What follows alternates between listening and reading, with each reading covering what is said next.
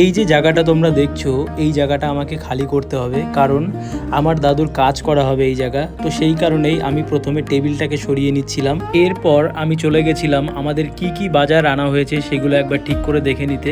তো এখানে দেখো কিছু থালা গিলাস আনা হয়েছে, তারপরে পরিমাণ মতন যেটুক তেল দরকার সব কিছুই আনা হয়েছে। এখানে দেখো স্যালোনির তেল রয়েছে, সাদা তেল রয়েছে, কিছু পরিমাণে বড়ি আনা হয়েছে, পাঁপড় আনা হয়েছে। এখানে দেখো যা যা লাগবে আর কি এই কাজে সমস্ত কিছুই আনা হয়েছে, যেটুক পরিমাণ দরকার আমাদের আর কি। তো আমাদের বাড়িতে মোটামুটি 210 থেকে 20 জন লোকের আয়োজন করা হয়েছে, তো সেই পরিমাণেই আমাদের জিনিসটা আনা হয়েছে। এই যে দেখো সমস্ত মুদিখানার বাজার কমপ্লিট হয়ে গেছে। তারপরে আমরা সবজি বাজার করতে যাচ্ছিলাম, আর মা আমাকে টাকা দিয়ে দিয়েছিল। একটা কথাই বারবার শুধু মাথায় আসছে, যেই লোকটা দুদিন আগে আমাদের সাথে ছিল তিনি আর আমাদের মধ্যে নেই।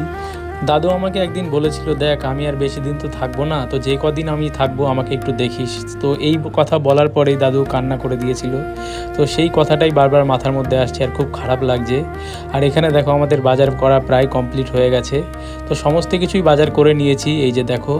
আর ভিডিওটা যদি তোমাদের ভালো লেগে থাকে একটা লাইক করো, চ্যানেলে নতুন হলে চ্যানেলটিকে অবশ্যই সাবস্ক্রাইব করো। দেখা হচ্ছে পরের ভিডিওতে।